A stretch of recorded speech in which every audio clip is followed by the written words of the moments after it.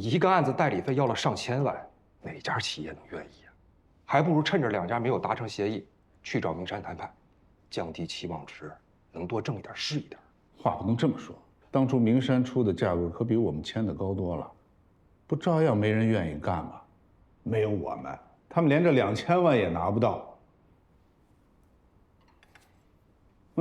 行，安律师，我处理好事，先回了。行，王律师，我欠你的，以后还，谢谢。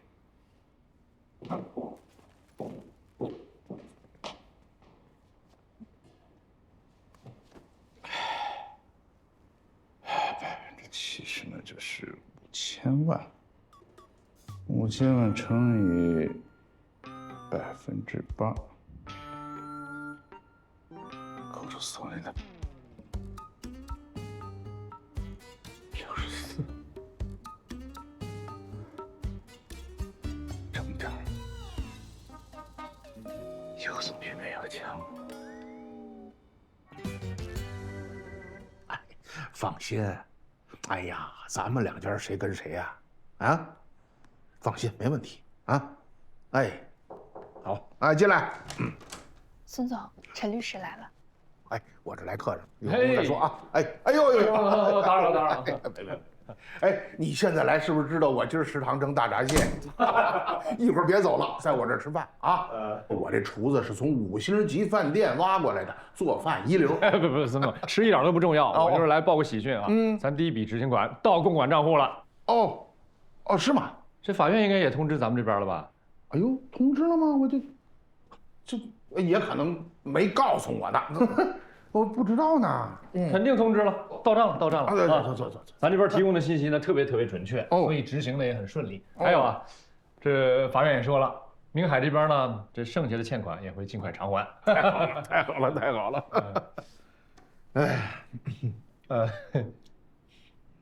所以啊，孙总啊，那你看按咱们的协议，我们这边的第一笔代理费是不是也可以尽快提出来了？着什么急呀？这不才头一笔吗？那协议里不就这么签的吗？要分批提取。陈律师啊，我们公司啊，真的是让这笔债务啊给拖垮了。哎，你看这么着行不行啊？你们的律师费放心，绝对没问题。但是这头一笔呢，你先给我打过来，啊，我好让安排正常生产的。这么多工人等着吃饭呢。这一条里面的，还有这一条和这一条，这些都是15年的吧？对，都是15年的。行，我先看看。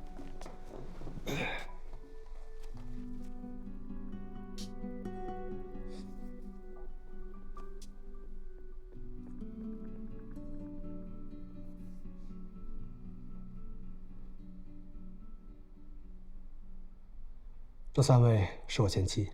哦，那天我跟秋华我们看见还私下聊呢，说都长得特别漂亮，您眼光真好。谢谢。那徐老师能八卦一下吗？你现在不正在八卦吗？怎么？你是想八卦我们为什么离婚，还是想八卦我为什么有3个前妻？都想问。其实这也没什么奇怪的，其中有2位和我结婚的时候，我还是个公益律师，没钱，没未来，而且正好赶上我2次进看守所，他们陪着我受了很多苦，所以在我还没出看守所的时候，我们就离婚了。当时您在看守所里也没待太久吧？那他们这么快就要离婚呐？这很正常，任何一名女性在婚姻中都是独立个体，妻子没有等待丈夫的义务，这个你认同吧？说得特对。与其陪着我受苦，我更希望他们好，而且当时他们也不知道我会判无罪。不过说实话，薛老师，我一直觉得您能被判无罪，有很大一部分原因是运气的成分在，所以我就一直不是特别理解，您当时为什么那么敢拒不认罪呢？这要冒的风险实在是太大了吧？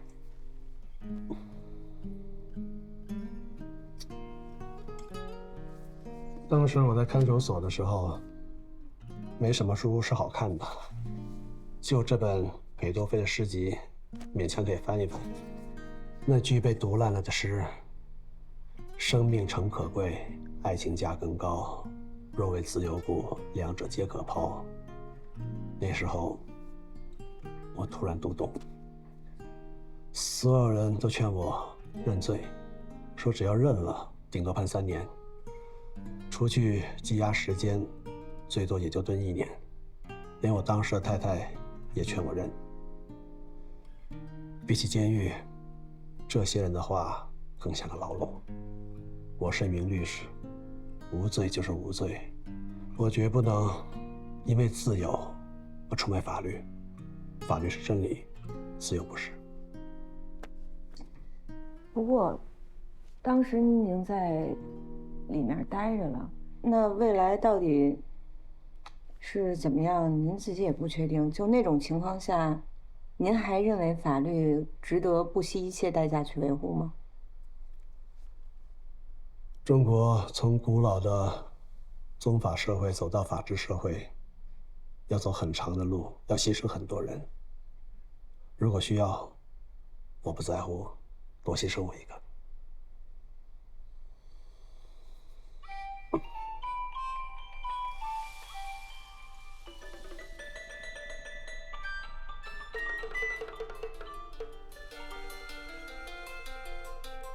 需要我接个电话。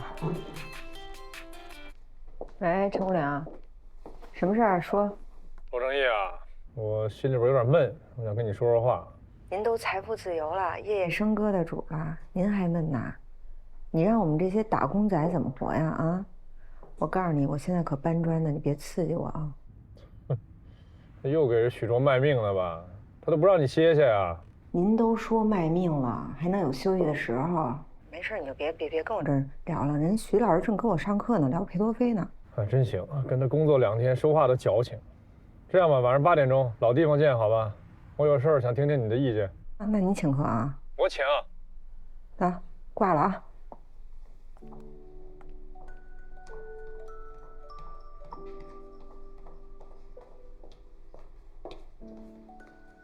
哎，秋华，我发现啊，徐老师这人境界不是一般的高。怎么不是一般的高了？我刚才跟他八卦了一下他当年进看守所的事儿，我发现这人真是块硬骨头，宁可蹲监狱，他也拒不认罪。哎呀，人家这才叫坚守法律原则呢，哪像咱们呀，充其量赚点碎银子，当个钱串子。装什么装？他现在打官司免费吗？我看他跟我谈合同的时候挺能算的呀，钱都攥在自己手里，也没见要给咱们呀。我那意思就是说，人家当年知行合一嘛，坚守原则。他当年那2件事我看了，我怎么觉得不是这样？哎，那你觉得是哪样？他那2件事，准确的说，都在法律的灰色地带。我怀疑正是因为他精通法律，所以才钻了法律的空子。算了，既然咱们是从事法律专业的人，咱们就尊重法律的判决吧。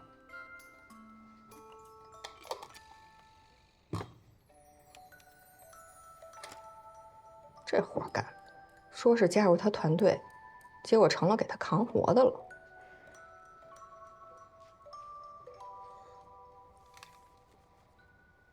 这个当事人是怎么写的？看不清楚。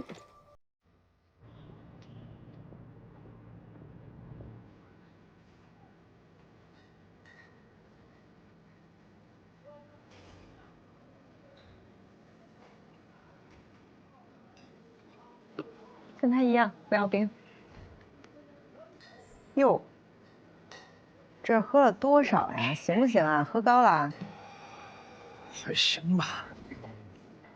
遇到麻烦，这一出手就大几百万的律师，谢谢，大律师，还能遇到麻烦呀？你是讽刺我吧？他们打算赖我账。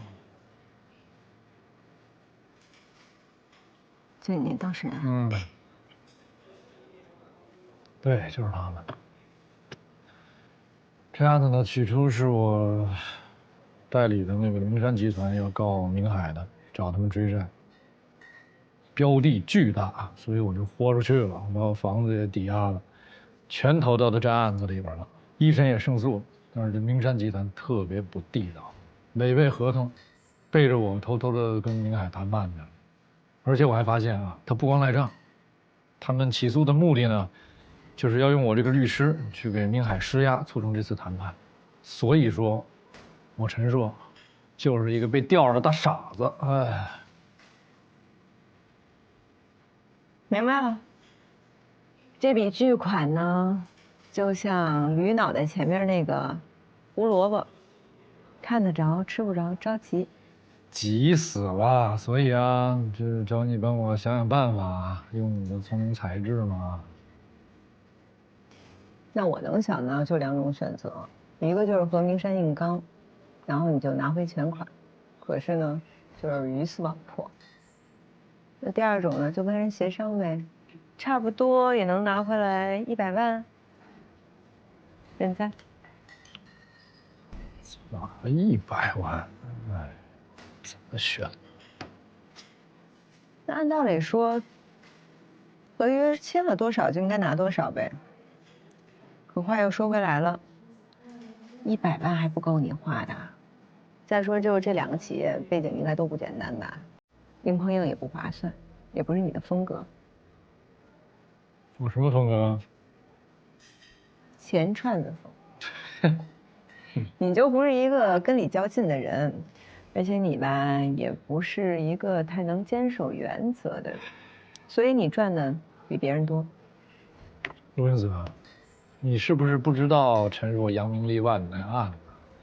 之前一委托人想赖我钱，我就把他给告了，标的1块钱，知道吗？我不为钱，我就为这理儿。我当然知道了，王力宏曾经跟我跟秋华都说过。但是大哥了，他们俩的背景和标的能一样吗？一个人，一集团不一样啊。嘴硬。哎，我这给你出主意，你也不敬我一杯。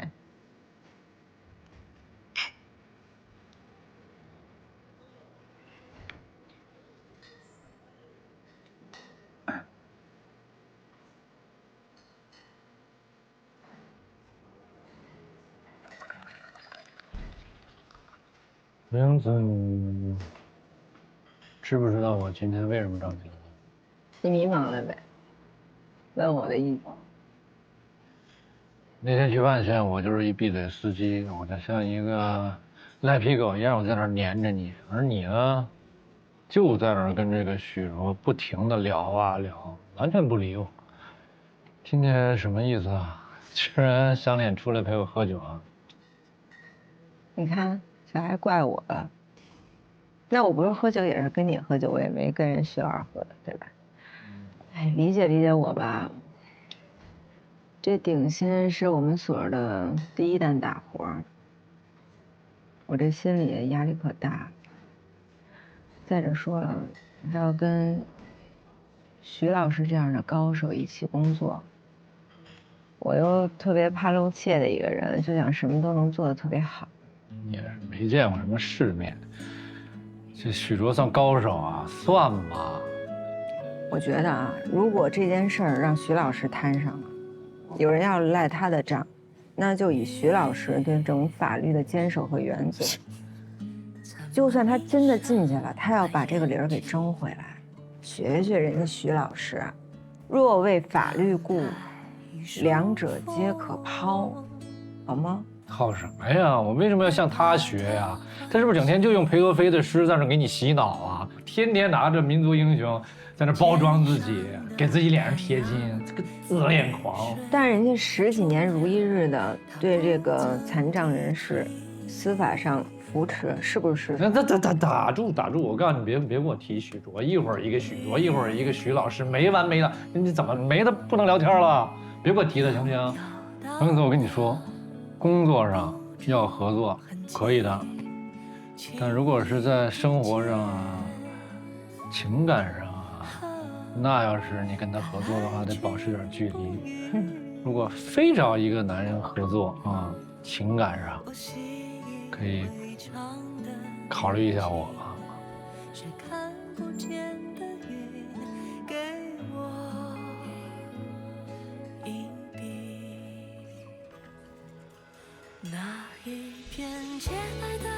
说话行不行啊？啊！真说了。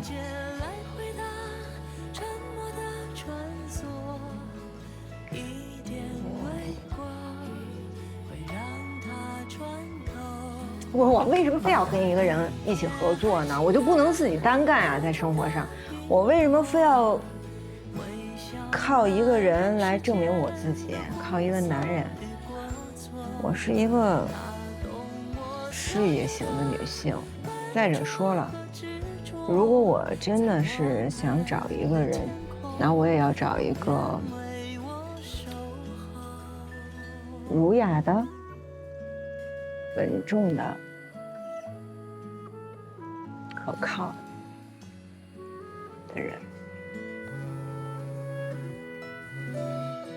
喂，哦，到了，啊，行，你在楼下等着他啊，我这2分钟下去。代价，爱的代价啊，代价100万，差不多了，踏踏实实的。这驴脑袋。走了。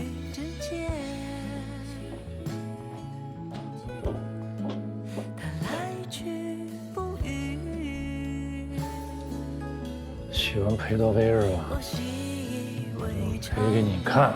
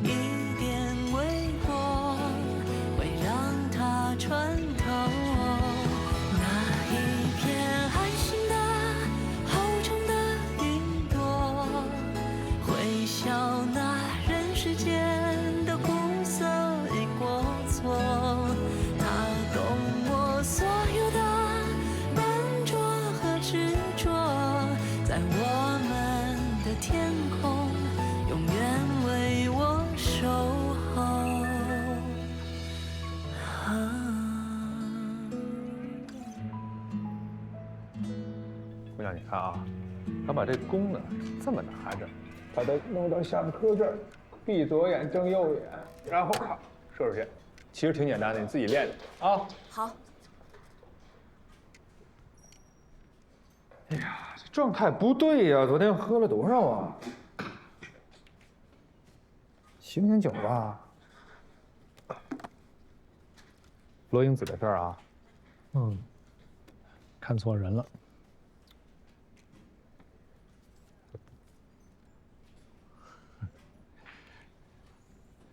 我呢，从懂事开始，感情观就是万花丛中过，片叶不沾身。我对谁都不付出我的真感情。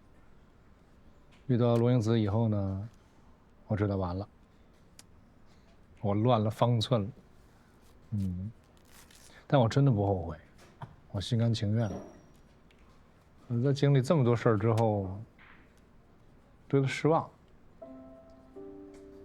他心里边现在就只有那成功者的虚名啊、光环啊，不论我做什么，我想让他看到我的存在，他看不到。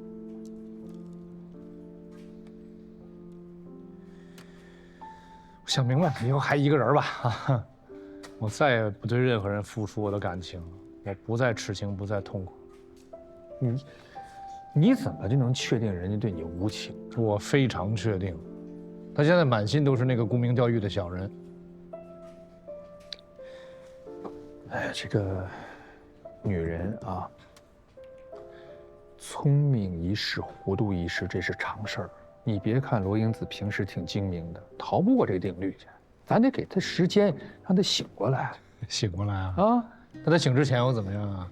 我得在那儿化成一块望富石，我跟他在那儿招手，哎，我在这儿呢，我等你呢。无不无聊啊？我闲的吧。反正以后啊，我要再犯酸、再犯迟、再犯傻，你该踹踹啊，踹醒我。嘿，我现在就想踹你，你现在不就跟我犯酸呢吗？哎呦，我觉得挺好的，我把我心里想说的我全都说出来，我开心着呢。以后我就做钱串的，赚钱第一要务。没错。啊，那个20万我也转你了，你查一下。还有啊，今天给我提供的消息，值多少钱？你跟我说啊。今儿算了吧。哎，那你要非要给，那我多多益善。张口就谈利，必是好兄弟。走了，哥。安叔，那个名山的事儿，别跟人家硬刚，把你该得的拿回来，剩下的钱能拿多少是多少。钱这东西，你这回赚不着了，下回咱们找补回来。关键是，别伤着你自己。我不是以前的陈硕，现在的陈硕只会刚。谢谢关心，哥啊，走了。慢点啊，电话联系。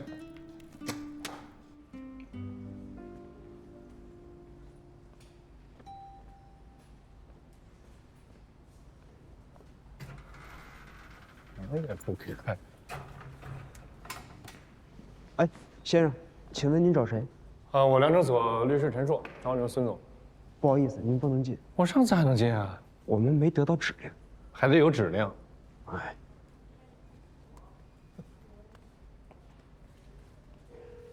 哎，刘秘书，我陈硕啊，来找你们孙总，楼下保安不让我进。陈律师，哎，刘秘书，麻烦了。您怎么来了？来肯定是有事儿嘛。这上次来还让进，这次怎么不让进了？是防我啊？陈律师真会开玩笑。您今天来是有什么事儿吗？是这样的，我一会儿呢就回所里边，会以我们量证所的名义给你们发一封函，要求从共管账户里面提取我们的第一笔代理费。你们这边没问题吧？不对啊，陈律师，执行款的事儿，孙总不是都已经和您说了吗？您先把那2000万打给我们，让厂里赶紧安排生产，只要我们一回血，钱少不了您的。不，话不是这么说，刘秘书，咱这不是买菜呢，说我买2斤茄子，你饶我1根葱，咱得按合同办事儿，这事儿你做不了主，我就找你们孙总。哎，陈律师，孙总在谈事儿，今天谁也不见。谈事儿呢？跟明海吧？那你们违反合同了，我更得见你了。不是你们违反合同了。先生。陈律师，今天真的不行，要不您看咱们改天？不至于吧？孙总怕见我啊？还是说这钱你们压根没打算给啊？钱的事儿，您回头再跟孙总沟通吧。对不住了。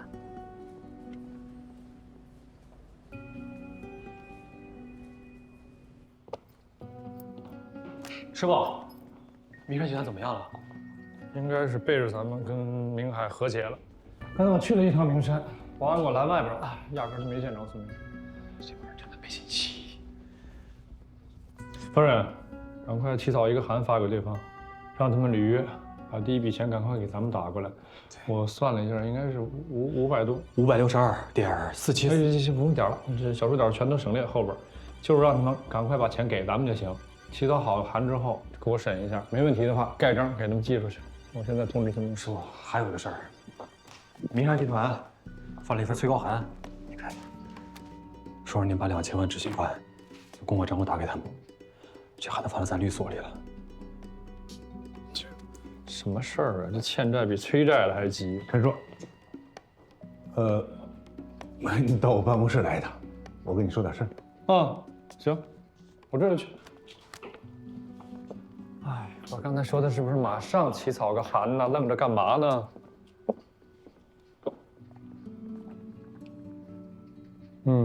这事儿我知道。哎，哥哥毕竟比你多吃几年饭，所以这些事儿我也早想到了。越是这个时候，咱越不能着急，千万不能拿鸡蛋去碰石头。现在执行款已经到了公管账户了，我觉得咱们该提，该提多少提多少，这是要告诉他们，咱们不是吃素的，咱们有办法治他们。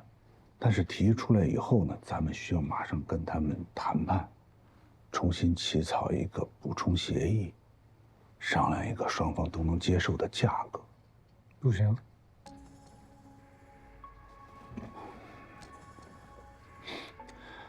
名山不是一个普通的民企，人家有背景，咱们不能跟他们硬刚。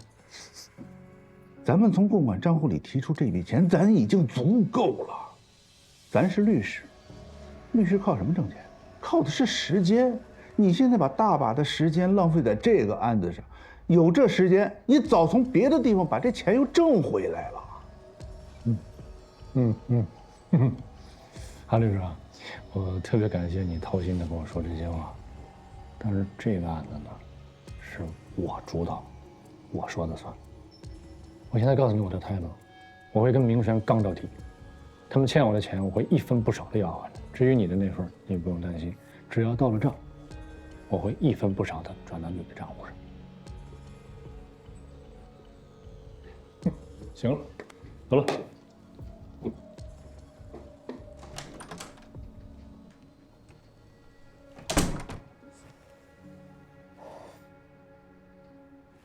哎呀，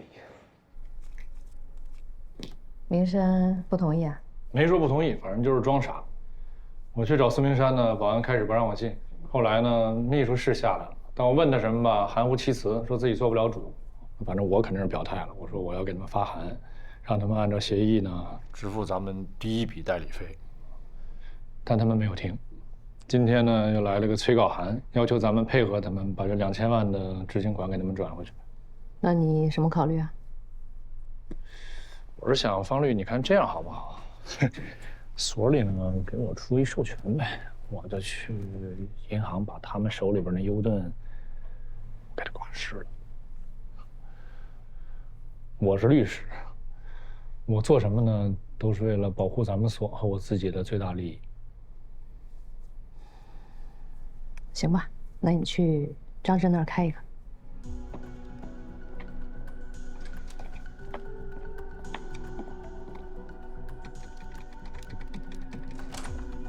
方瑞，我出去一趟啊。师傅，好，那有事我去吧。这回这个优盾可保存好了。好。我是您助理，有什么事我们应该一块担着。你把信给我，你放心，谢谢啊。哎，不客气，保存好。再见，安总。肯定保存好。这事儿后边会闹成什么样，我还不知道。我不想沾你身啊。听话。陈律师，扣完所里的呢，还有448万，扣完税之后呢，全部转到您的账上吗？20%呢，您帮我转到韩志通律师的账户上。啊，还有，我明天呢要出去休个假，您这边要方便的话呢，就帮我通知一下明山这边，就说按照协议呢，我们把我们这边该提的都提完了，剩下的都是他们的钱，随时可以转到他们的账面上。那个陈硕说他已经发函给明山了，要求按协议分配，这个事儿你知道吧？他跟我说了，不过明山没搭理他。这案子是你俩一块儿办的，你打算怎么办？陈律师，来。哎，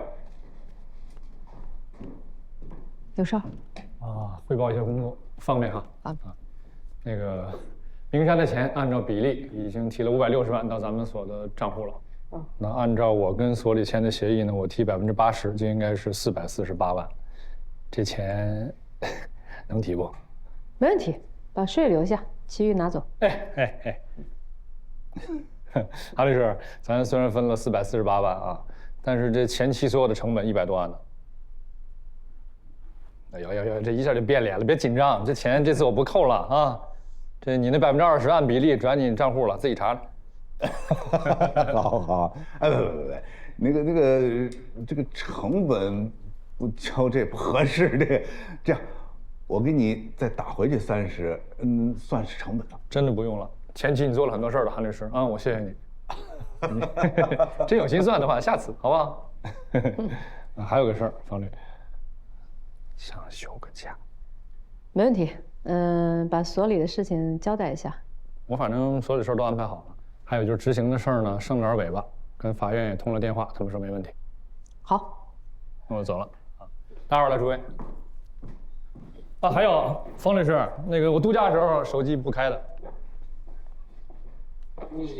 就这么一个案子，他就赚了几百万了，还是第一笔呢。就是，凭什么呀？咱们办的案子才能挣多少钱啊？哎，他那个案子就开了1次庭吧？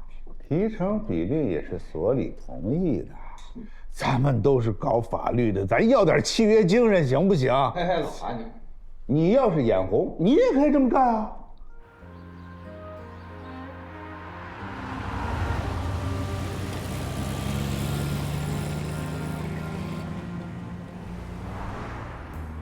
先走吧，改天啊。哎，崔老师，我车跟着您车啊。没事，你坐我车就行。我们俩怎么聊碍着您什么事儿了？你跟徐老师，你俩，谁跟你咱俩呀？有完没完呀你？够烦。现在明山和明海啊，偷偷的谈判了。明山现在玩的是缓兵之计，把你给坑了。明山不是一个普通的民企，人家有背景，咱们不能跟他们硬刚。100万还不够你花的，硬碰硬也不划算，也不是你的风格。我什么风格？钱串子，你就不是一个跟理较劲的人，而且你吧也不是一个太能坚守原则的人，所以你赚的比别人多。他心里边现在就只有那成功者的虚名啊、光环啊，不论我做什么，我想让他看到我的存在，他看不到。然后我也要找一个儒雅的、稳重的、可靠的。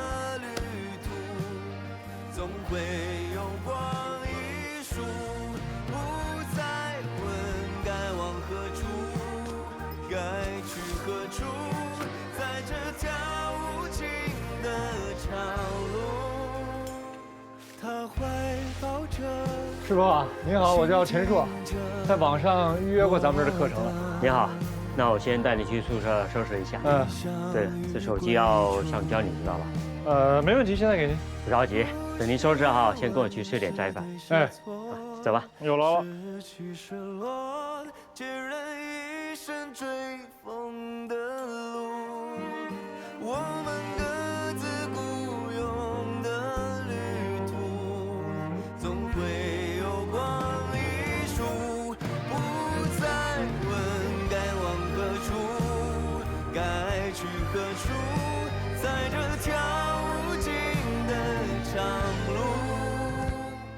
他怀抱着，倾听着我的理想与归处。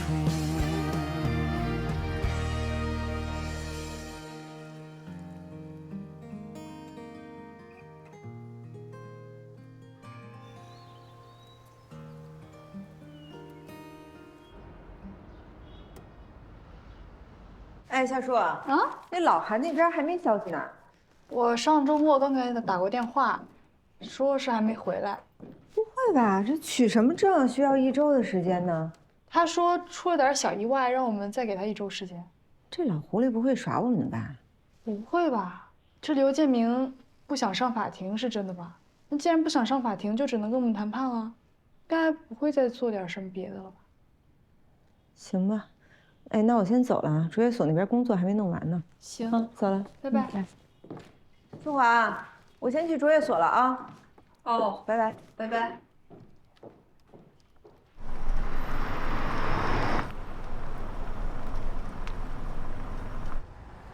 不对。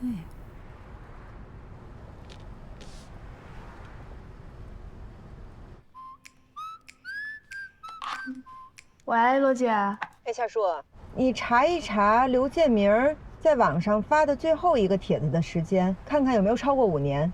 好。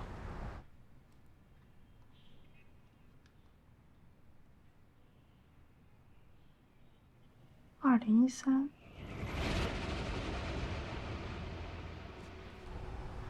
罗姐，你快回来，我们果然被骗了。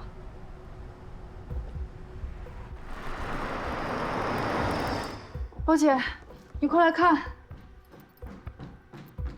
肖楠楠读大3的时候，刘建明在他学校网站上发布了一篇新好女语录。你看这日期，2013年3月1号，正是这个行为彻底摧垮了肖楠楠。第2个月他就退学了。今天是3月2号，诽谤罪最高刑期是3年以下，法定最高刑为不满5年有期徒刑的，经过5年便不再追诉。今天已经过期了。果然上了这老狐狸的当。他应该是算过追诉时效的，当时应该还差半个月不到。他当时就找各种理由拖着，现在终于拖过了。三叔，你跟我走，去找他。啊。哎，你们现在去找他有什么用啊？没用也得找啊，总不能就咽下这口窝囊气吧？走了。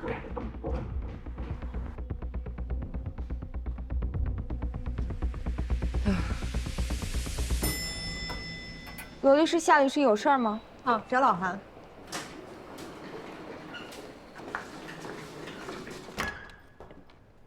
哥，哎，不是什么情况啊？对不起，韩律师说他有案子没空，2位还是和他约好再来吧。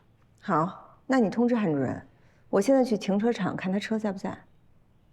他车要是在，人还不出来，那就别怪我了。呀，罗姐，你们怎么来了？告诉老韩，我给他1分钟时间。这干嘛呀？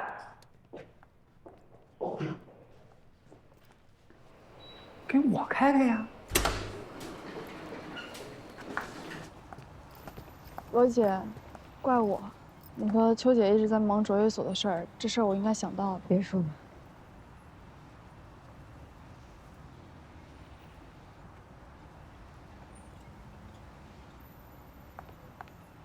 我们车在那边，我知道。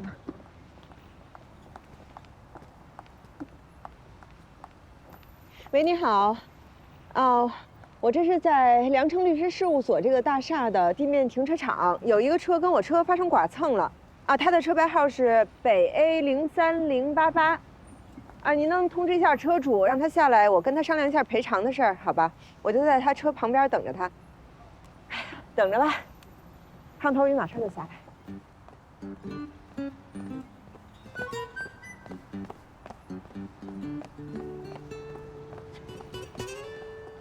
别看了，韩主任，你觉得你这样合适吗？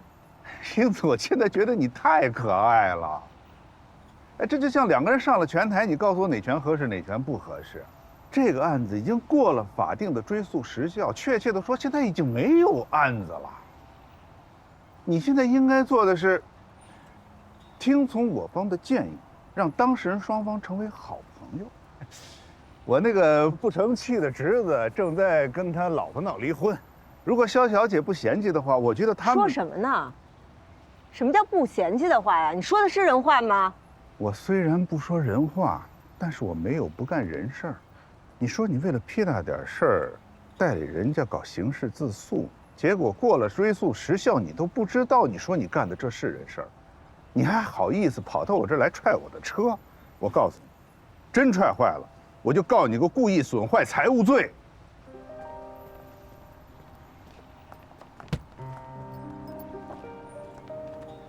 走。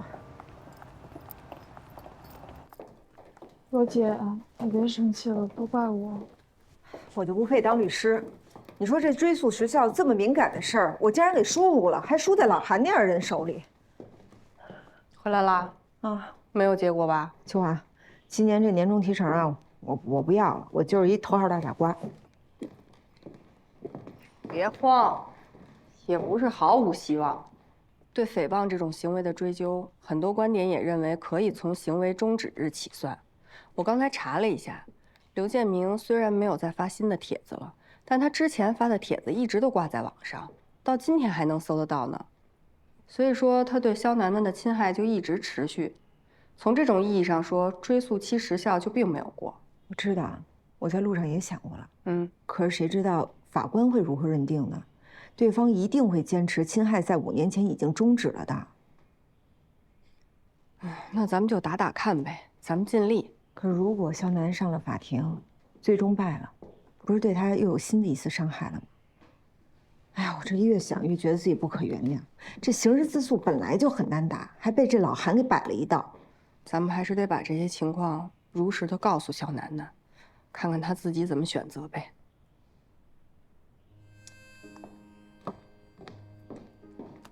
我给肖楠打电话。实在是对不起，是我的疏忽，我向二位郑重的道歉。是这样啊。肖小姐，杨先生，关于你们这个案子呢，我们3个也会经常在一起讨论，我也经常受到他们2个人的批判，但是今天我还是想再表达一次我的观点。这个案子，就算是能够立案上庭，法官认定侵害仍然在持续的可能性也比较小，也就是说，肖小姐很有可能在面临之前的伤害没有得到法律的抚慰，又会再一次得到新的伤害的尴尬局面。所以，我还是坚持我的观点。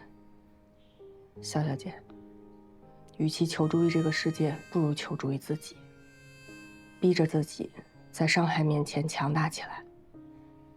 我决定了，我要打这个官司。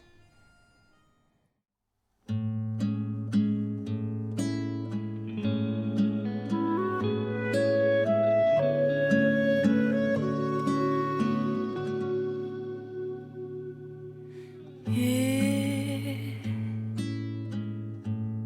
怎么迷上了眼睛？等待一束风来把它唤醒，肩上的太阳和雨水的重量